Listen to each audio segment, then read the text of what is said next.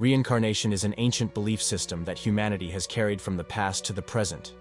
According to this belief, the soul separates from the body after death and is reborn into a new body. This is because the soul must continue its journey from one body to another until it completes its evolution and achieves enlightenment. Many belief systems, sects, and philosophical movements exist today that believe in the reality of the concept of reincarnation. But do you believe in the phenomenon of reincarnation?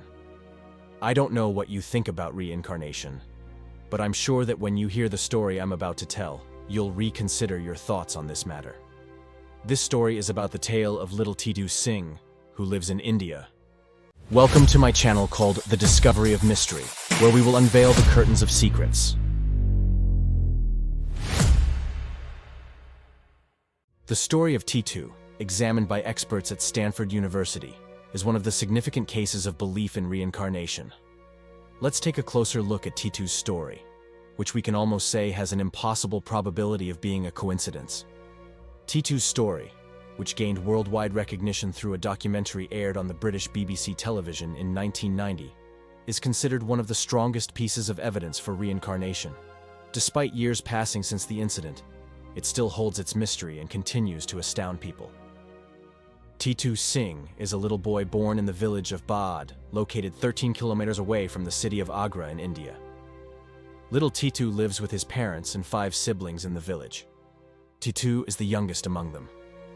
In the early years of his life, at the age of 2.5, Titu starts telling his family things that leave them astonished. He speaks as if he has lived another life in the past. Initially, his family doesn't take Titu too seriously. However, Titu continues to share interesting details that he claims to remember with his family every passing day. He tells them that he used to live in Agra city. His name was Suresh Verma. His wife's name was Uma. He had 2 children, and he owned a radio shop in Agra. His family cannot hide their amazement at Titu's stories, but also cannot make sense of the situation. After some time, Titu begins to narrate that he was shot in the head with a gun while returning home in the past, and later his body was cremated and his ashes were thrown into the river. Titu's family starts to worry as he begins to narrate such detailed accounts, and they can no longer remain indifferent to the situation. Titu's father sends his elder brother to Agra to investigate Titu's claims. Upon arrival, Titu's brother discovers a shop named Suresh Radio in Agra. To satisfy his curiosity, Titu's brother enters the shop and learns that it is operated by a widow named Uma who has 2 children. When Titu's brother considers what Titu had recounted, he is greatly surprised. He tells Uma about his brother Titu and what he had narrated.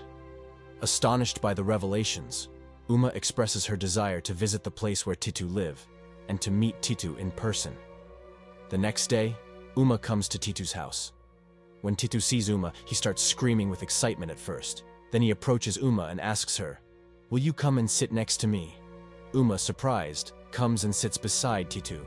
Titu asks Uma, "Do you recognize me?" Uma, startled and somewhat nervous, responds, "No." Titu then asks Uma about her children.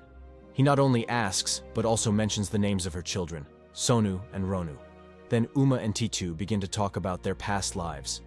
Titu mentions a fair they had attended before, and even talks about burying gold together in their backyard in the past. Hearing these details from Titu, Uma is shocked.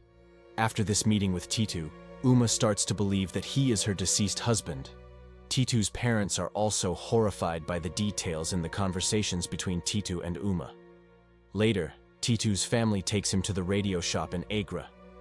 When Titu arrives at the shop in Agra, he recognizes the 2 children whom he claims to be their father even before they are introduced to him by Uma.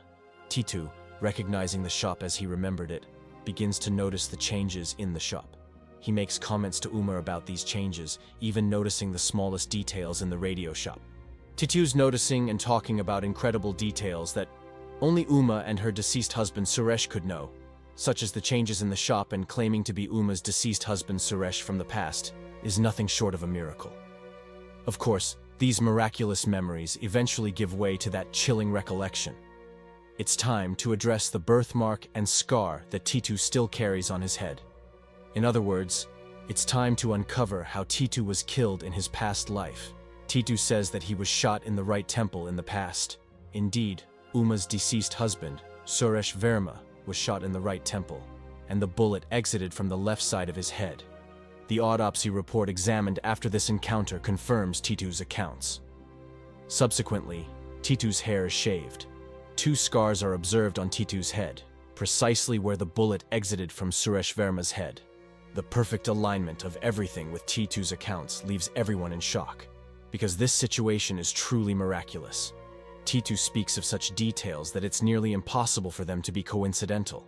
Titu continues to recall different details each time, astonishing people with his accounts.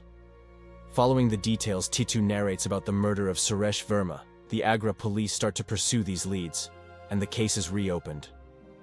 Eventually, Titu remembers who killed him in his past life. He tells prosecutors and the Agra police about it. According to Titu's accounts, the murderer of Suresh Verma is a businessman named Sadiq Johadian. Following the information provided by Titu, the killer of Suresh is apprehended, and after interrogation he confesses to the crime. The suspect confesses that he shot Suresh as he was about to step out of his car, accompanied by another person, one evening in front of his home. The incident has been resolved, and Suresh's killers have been identified. Titu has managed to convince even the court that he was indeed Suresh Verma in his past life, and somehow returned to the world as Titu through reincarnation after his death. Several documentaries were filmed about Titu's story and broadcasted in various regions of the world. Following this event, there has been a significant surge in belief in reincarnation, especially in the United Kingdom and India. This incident is still recounted as one of the greatest pieces of evidence for the belief in reincarnation worldwide. In research conducted on the reincarnation today, truly intriguing incidents are indeed encountered. The story of Titu is just one of the many real-life events. However, we can say that Titu's story is an incredible story that astonishes everyone, whether they believe in reincarnation or not. Thank you for watching the video. If you enjoyed the content, don't forget to subscribe to my channel and stay tuned. You can support my channel by liking the videos and leaving comments. Until we meet again.